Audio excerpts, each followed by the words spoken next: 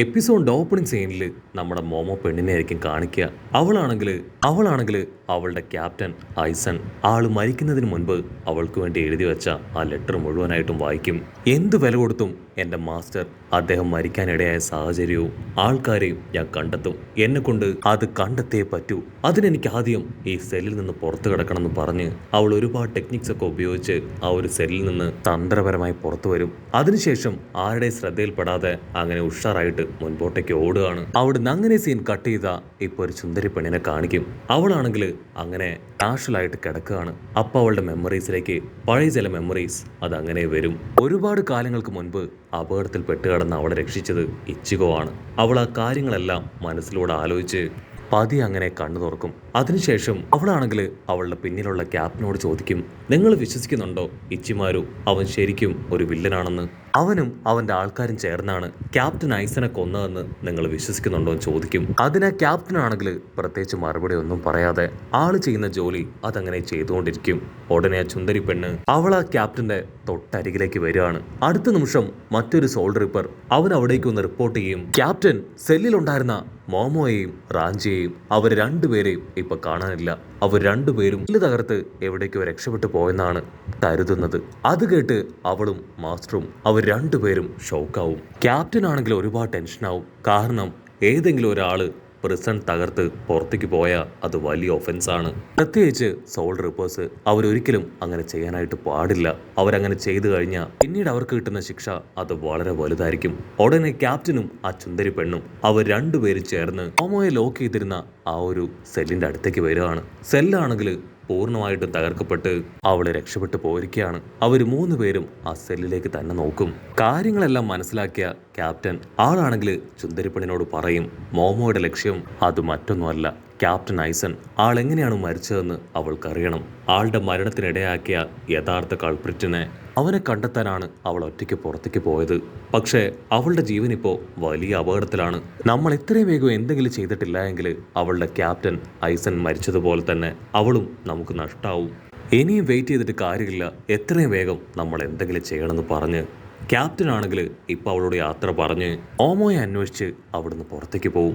Cut ചെയ്ത ഇവിടെ നമ്മുടെ ഇച്ചിഗോയും സമ്പത്തും അവരാണെങ്കിൽ എപ്പിസോഡുകളായിട്ട് നിർത്താതെ ഫൈറ്റ് ചെയ്തുകൊണ്ടേ ഇരിക്കുകയാണ്. ഫൈറ്റ് ചെയ്യുന്തോറും ഹീറോയുടെ പവർ കൂടി വരും. പക്ഷേ ഇച്ചിഗോയുടെ സമ്പത്തുവിന്റെ പവർ അത് അൺപ്രഡിക്റ്റബിൾ ആണ്. അത് ഒരുപാട് കൂടുതലായതുകൊണ്ട് തന്നെ ഇച്ചിഗോയ്ക്ക് ഒരു പരിധി വരെ മാത്രമേ അവനോട് ഫൈറ്റ് ചെയ്ത് പിടിച്ചു നിൽക്കാനാവൂ. ഫൈറ്റിന്റെ ഇടയിൽ ഇച്ചിഗോയുടെ സ്ക്വാഡ് അത് രണ്ടായിട്ട് പൊട്ടി വീഴും. ഇച്ചിഗോ ആണെങ്കിൽ അതിൽ തോറ്റുപോവാതെ വീണ്ടും അവന്റെ സ്ക്വാഡ് മാറ്റി സമ്പത്തുമായിട്ട് നിർത്താതെ ഫൈറ്റ് ചെയ്യും. ഹീറോയുടെ പവറും കഴിവും ഒക്കെ കൂടുന്നത് കണ്ട് ഇവിടെ ക്യാറ്റ് അവൾ അത്ഭുതപ്പെടും. വാവ്, ഇവൻ ഞാൻ പ്രതീക്ഷിച്ചതിലും അടിപൊളിയാണ്. ഇവന്റെ പവർ അതവൻ വളരെ സ്പീഡിൽ ഇൻക്രീസ് ചെയ്യുന്നുണ്ട്. ഇവിടെ ഹീറോ ആണെങ്കിൽ ഫൈറ്റ് ചെയ്ത് ഒരു ലെവലിൽ എത്തുമ്പോഴേക്കും അവന്റെ സമ്പത്തു അത് വീണ്ടും ആ ഒരു ഡോളായിട്ട് മാറുക, ആ ഒരു ഡെമ്മി ആയിട്ട് മാറുകയാണ്. അത് കണ്ട് ഹീറോയ്ക്ക് ഒരുപാട് ദേഷ്യം വരും. ലേഡി ആണെങ്കിൽ ഇപ്പൊ അവന്റെ അടുത്തേക്ക് വന്ന് അവനെ സമാധാനിപ്പിക്കും. ഇന്നത്തെ ട്രെയിനിങ് അത് ഇവിടെ വെച്ച് അവസാനിച്ചു. അതുകൊണ്ടാണ് നിന്റെ സമ്പത്തു അത് ബാക്ക് ടു ആ ഒരു ഡെമ്മിയായി തീർന്നത്. അവളാണെങ്കിൽ അവനെ സമാധാനിപ്പിച്ച് ഒരു സ്പ്രിങ്ങിലേക്ക് കൊണ്ടുവരും. അവൻ ആ പോണ്ടിൽ ഇറങ്ങി അങ്ങനെ റിലാക്സ് ചെയ്യാണ്. അടുത്ത നിമിഷം അവന്റെ ബോഡിയിലുണ്ടായിരുന്ന പരിക്കുകളെല്ലാം തനിയെ ഹീലാവും. അവന്റെ ശരീരത്തിനും മനസ്സിനും വല്ലാത്തൊരു റിലാക്സ് ഫീൽ കിട്ടും. അടുത്ത നിമിഷം നമ്മുടെ ലേഡി ക്യാറ്റ് അവിടേക്ക് വരും. അവളാണെങ്കിൽ ആ പോണ്ടിലേക്ക് എടുത്ത് ചാടുകയാണ്. അത് കണ്ട് നമ്മുടെ ചെക്കൻ അവൻ നാണക്കാരനാ, അവൻ കണ്ണടയ്ക്കും. ഹീറോ ആണെങ്കിൽ ആ ക്യാറ്റ് ട്രാൻസ്ഫോർമേഷൻ കണ്ട് ചെറുതായിട്ടൊന്ന് ചമ്മും. അതിനുശേഷം ഇച്ചിഗോ ആണെങ്കിൽ ആ ക്യാറ്റിനോട് ചോദിക്കും, നമ്മളിപ്പോൾ ശരിക്കും എവിടെയാ ഉള്ളത്?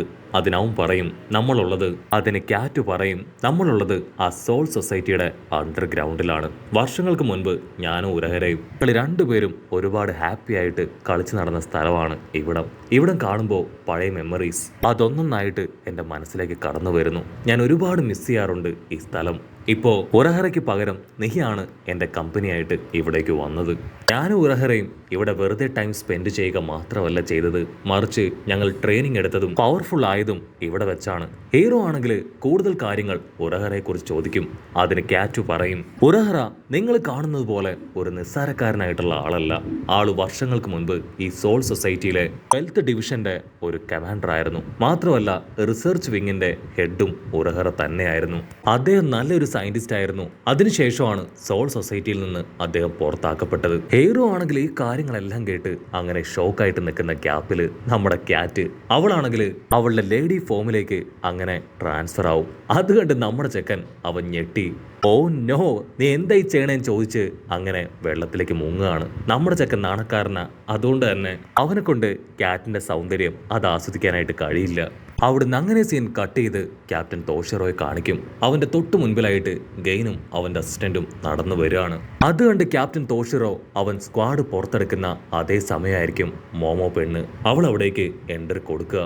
മോമോ പെണ്ണിനെ കണ്ട ക്യാപ്റ്റൻ തോഷിറോ ആണെങ്കിൽ പതിയെ കാം ഡൗൺ ആവും. അടുത്ത നിമിഷം മോമോ അവളാണെങ്കിൽ തോഷിറോയുടെ അടുത്തേക്ക് വരും. അതിനുശേഷം സ്ക്വാഡ് അത് തോഷിറോയുടെ കഴുത്തിൽ വെക്കുകയാണ്. തോഷിറോയ്ക്കാണെങ്കിൽ ഭയങ്കര കൺഫ്യൂഷൻ. മോമോ, നിനക്ക് എന്തു പറ്റി? നീ എന്തായി ചെയ്യണേ?